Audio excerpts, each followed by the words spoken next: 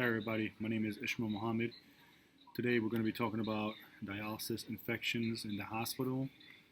That will be my workplace problem.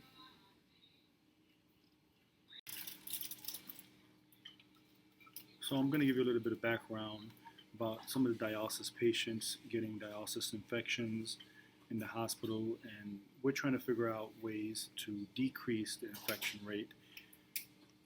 So there's plenty of ways that patients can get infections. Sometimes the patients are not following the proper protocol when it comes for caring for their dressings or the dialysis catheters. It could be sometimes the staff could be doing improper protocols. Also, if patients are caring for their catheter and they don't have their mask on, it could be a problem. If the patients are not cleaning their fistulas correctly, or the staff. And that's some tips right now. We're going to move forward. So for our divergent thinking, we have the brainstorming session here, which we came up with 12 items, which were some pretty good items, I think here.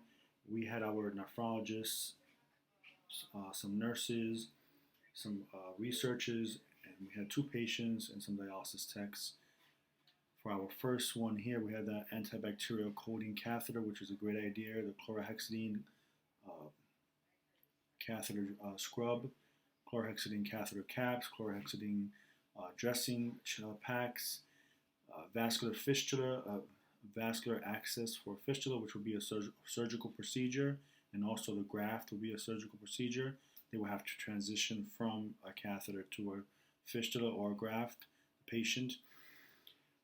Making sure our staff is following the correct protocol and making sure that the patients are educated on maintaining their fistula or graft the proper way.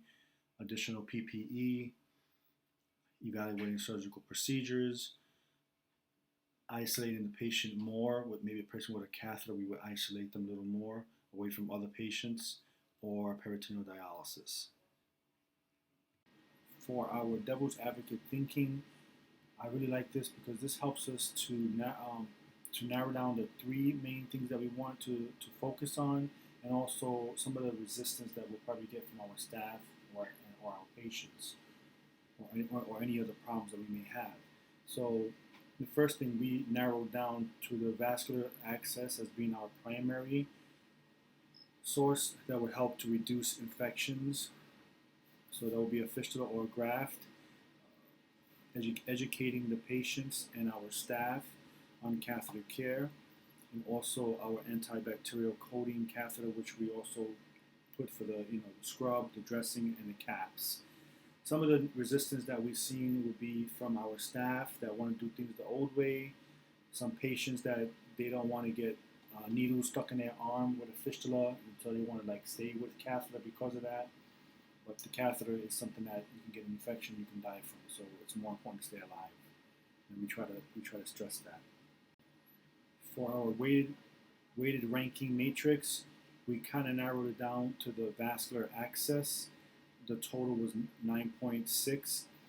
And we can see this, the successful range that we had was 8 as the most being successful, and education as being an 8 also, and the cost as being an 8, which came out to 9.6. And the cost is not that high. It'll be in the long run, it's going to be cheaper.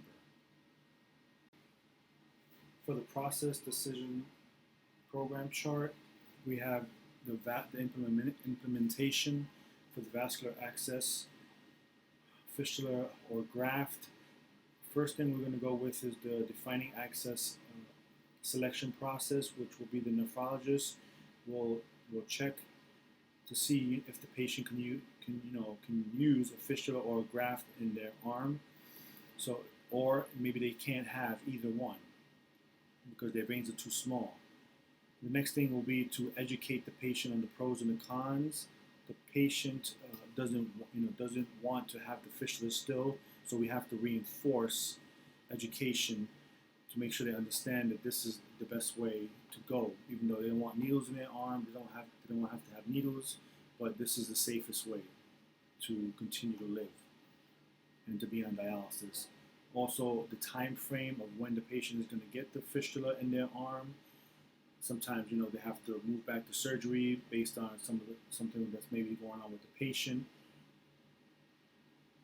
So they may have to be a request for an extension, and then, or end the procedure where the patient doesn't want to have the catheter, doesn't want to have the fistula. For this slide, we have effective, ethical, and environmental consideration. For effective, 1, we have the equation ES equals Q times A multiply quality of solution by its acceptance among all stockholders, which we did in our brainstorm session. We had our staff, patients, and we had our management. For 2, which is ethical, all patients are entitled to a fair and equal level of care. In addition, patients have a say in their own care. And for number 3, our environmental consideration, safeguarding patients by implementing proper protocols for catheter care. In addition, implementing vascular access as a primary strategy in reducing infections. Thank you. This is the end of my presentation.